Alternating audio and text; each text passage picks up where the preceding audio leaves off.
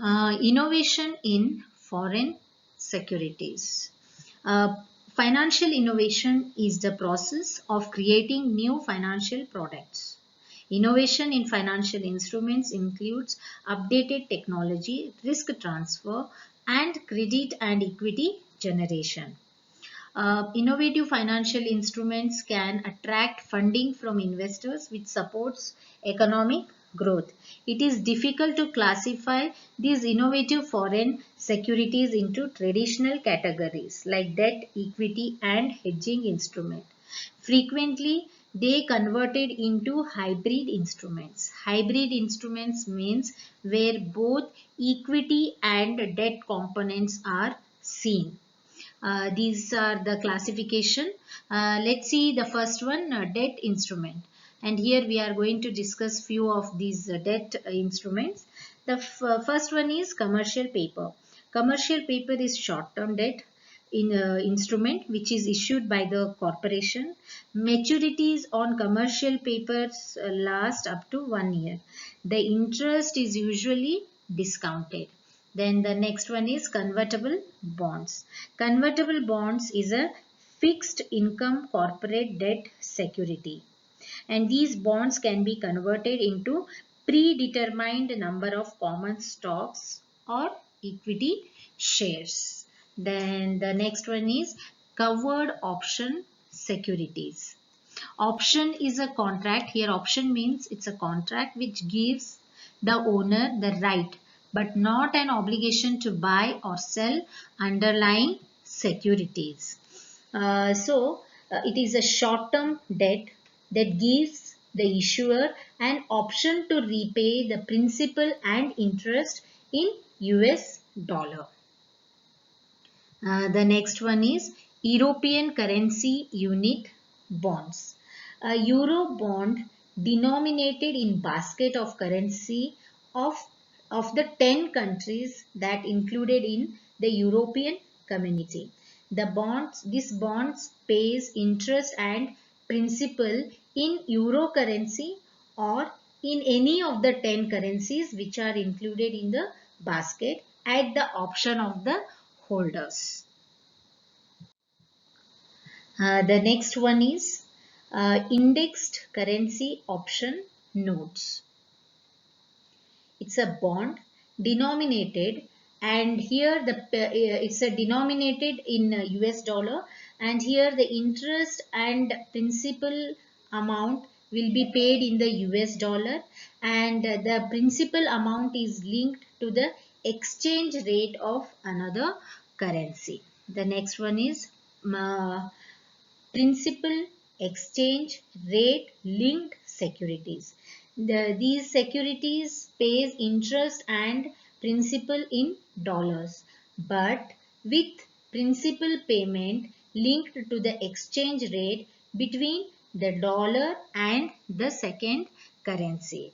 The next one is flip-flop notes. This is an instrument that allows investors to switch between two types of securities. Floating rate notes. This is debt instruments that has a feature of periodic interest rate adjustments. Then the next one is certificates of accrual on treasury certificate, and this stands for certificates of government receipts. And the next one is sterling transferable accruing government securities. Then this stands for separate trading of registered interest and principal of securities. And the last debt stands for treasury investment growth securities. The next classification is asset-backed instruments. These are the financial securities backed by assets. Let's see a few of instruments under asset-backed instruments. The first one is collateralized mortgage obligation. This is debt obligation that are backed by a pool of whole mortgages. Then the next one is Certificates of amortizing revolving debts. These securities are backed by credit card debts. Then let's move on to the next. Certificates of automobile receivables. These securities are backed by automobile loans. Then the next one is collateralized lease equipment obligation. These are backed by leasing receivables. Then the last one is floating rate enhanced debt securities. So these are backed by LBO loan participation. Here LBO means leverage buyout loans. This is a loan that is given to the companies or individuals who have already a poor credit history. Here lenders considered leveraged loans has a high risk of default. Then let's move on to the next classification. Equity instruments. Equity based financial instruments represents ownership of an asset. Let's see some of these instruments here. The first one is MMP, money market preferred stocks. So under this there is a floating dividend rate. I mean this instruments offers a floating dividend rate. The dividend resets every 49 days. Then the next one is convertible MMP. So here MMP can be converted into common stock. In clearer terms, the preferred stock, this instruments provides facility of conversion of preference shares into equity shares. Then the next one is Dutch auction transferable Dutch auction rate transferable securities. Then the next one is fixed rate auction preferred stocks. Then market auction preferred stocks. Then let's see the next one, that is short-term auction rate cumulative preferred stocks. Then stated rate auction preferred stocks. So these are all equity instruments. Then let's move on to the next one, hedging instruments. So hedging instruments are used to offset the risk which arise through price fluctuation. So let's see some of the instruments under this. Before that, let's understand what is call and what is option. Call is a derivative bought under bullish sentiment, where because here the trader expecting a rise in the price above the strike price, and option is a derivative which bought under bearish sentiment. Here the trader is expecting to fall in the price below the strike price. So a butterfly spread is an option strategy where you combine the bullish view and bearish view to fix risk and to fix the profit. The next one is calendar spread. Again, this is also an option strategy that involves buying and selling options on the same securities with different maturities. Then the next one is cancelable forward exchange rate. The holder has a unilateral right under this option to cancel the contract at maturity.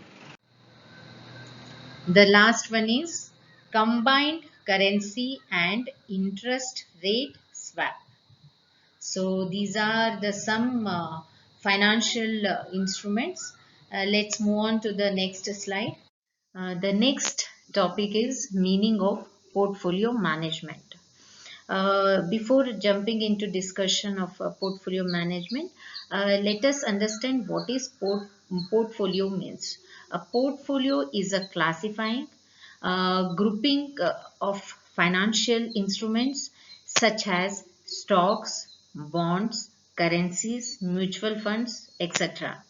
Here under portfolio, investors constructs an investment portfolio in accordance with risk tolerance and investment objectives. Let's see what is portfolio management means. The art of selecting the right investment policy for the individual in terms of minimum risk and maximum return is called as portfolio management. So under this, investors select the right combination of investments with the goal of having minimum risk and maximum returns. Then the next is about international portfolio management. So here international portfolio management, or it is also called as foreign portfolio management, refers to grouping of investment assets from international or foreign market rather than from the domestic ones. So here investor selects the financial instruments or investment assets from international market, not from the domestic market. So that is called international portfolio management. So here the investor select the right combination of investments from the foreign market with the goal to have minimum risk and maximum return. So the asset grouping in GPM means globalized uh, portfolio management mainly focuses on securities. The most common example of global portfolio managements are share purchase of a foreign company, buying bonds that are issued by foreign government, acquiring assets in a foreign firm. Important objectives of portfolio management. The first one is stable current return. Portfolio management ensures stability of returns from good and profitable portfolios. So, the portfolios help to earn stable return. The earned return should compensate the opportunity cost of the fund invested. Then the second one is marketability.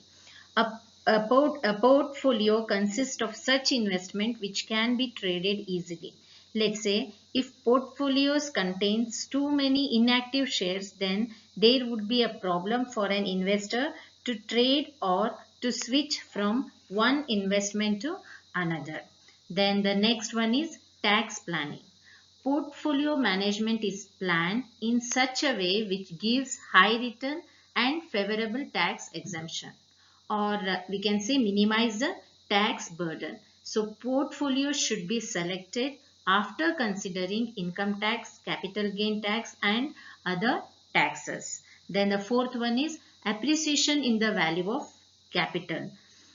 So here portfolio management guarantees the growth of capital by investing in growth securities. So portfolio consists of those investments which appreciate the real value of an investment. The next objective is liquidity. The portfolio should always ensure funds availability at short notice. It should take care investors' liquidity requirement. Then the next one is safety of the investment.